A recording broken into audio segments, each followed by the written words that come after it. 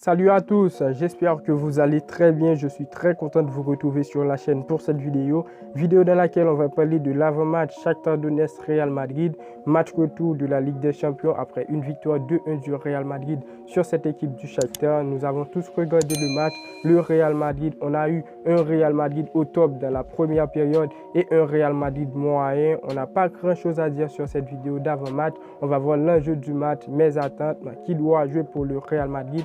Parce qu'après, il y aura une grande affiche Real Madrid FC Barcelone. On ne doit pas épuiser tous nos joueurs. Et voilà, on va parler de l'état de forme du Shakhtar Donetsk, quel on doit aligner Ancelotti. D'ailleurs, n'hésitez pas à me dire ce que vous pensez dans les commentaires. Donnez vos 11 et on va terminer avec la partie pronostic. N'hésitez pas à vous abonner si ce n'est pas encore fait, à activer la cloche de notification et rester jusqu'à la fin de la vidéo. C'est très important. On est parti.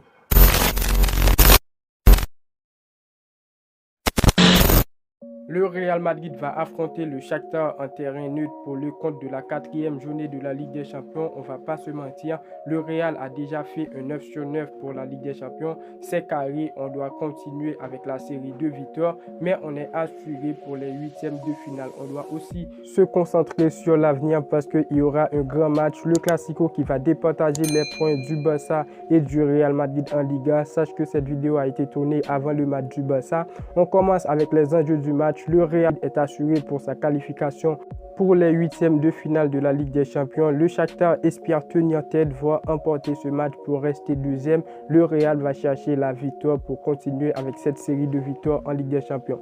J'attends quand même une bonne prestation du Real Madrid. Ce match sera comme un entraînement pour le Real. On doit faire la victoire en faisant tourner parce que tellement, je pense, les frérots, mettre quelques joueurs au repos serait une bonne idée pour le Real Madrid. Ce n'est pas un secret, le secteur offensif du Real Madrid est moyen. On l'a vu face à Getafe. J'espère que tout sera bien pour le Classico. On aura le retour de Karim Benzema face à Shakhtar, un retour qui est très important. 2 matchs avant la remise du Ballon d'Or, on veut le voir à son meilleur niveau. Et pour tout exploser le 16 octobre, Dieu voulant. Valverde, il doit se reposer, il a besoin du repos. On l'a vu grandement dans les derniers matchs, c'est un joueur excellent. Le gars, il a commencé la saison au top niveau, il a joué presque tous les matchs du Real Madrid. Il ne va pas demander du repos, c'est à Ancelotti de voir que Valverde a beaucoup trop forcé. Toujours les mêmes absents pour blessure, Thibaut Courtois et Ceballos qui ne seront pas présents dans ce match face au Shakhtar.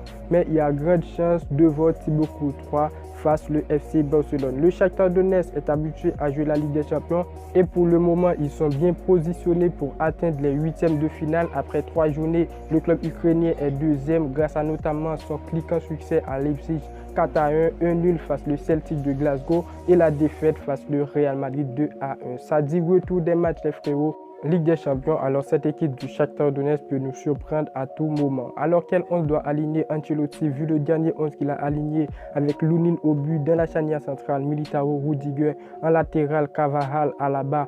Au milieu de terrain, on retrouve Camavinga, Tchouaméni et Modric et dans le secteur offensif, Vinicius, Valverde et Rodrigo. Alors tout simplement pour ce 11, j'ai rien à critiquer. Benzema a pris du repos, alors Kroos était blessé.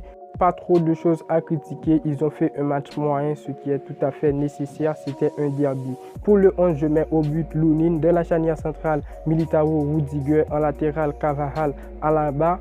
Au milieu de terrain, toujours Camavinga, Tchouaméni, Modric, parce que Camavinga, il a l'habitude de nous aider dans les classicos. C'est à lui de se préparer pour ce classico. Et dans le secteur offensif, les frérots, je mets Rodrigo, Vinicius et Benzema et Valverde en repos. Alors les frérots, n'hésitez pas à me dire ce que vous pensez de mon 11. Pour le prono, je vois ce match terminer 2-0 pour le Real Madrid. Malgré une victoire du Real Madrid, je ne veux pas encaisser 2 buts. Alors n'hésitez pas à me dire ce que vous pensez dans les commentaires, à donner vos 11. Le 11 qui pour vous peut battre cette équipe du Shakhtar Donetsk en retour de Ligue des Champions. Et surtout, n'oubliez pas de vous donner vos pronos. On pourrait discuter dans les commentaires. Abonnez-vous si ce n'est pas encore fait. Activez la cloche de notification pour ne pas manquer les suites des vidéos à venir. Et moi, je vous dis à très bientôt pour une toute nouvelle vidéo. Ciao, ciao.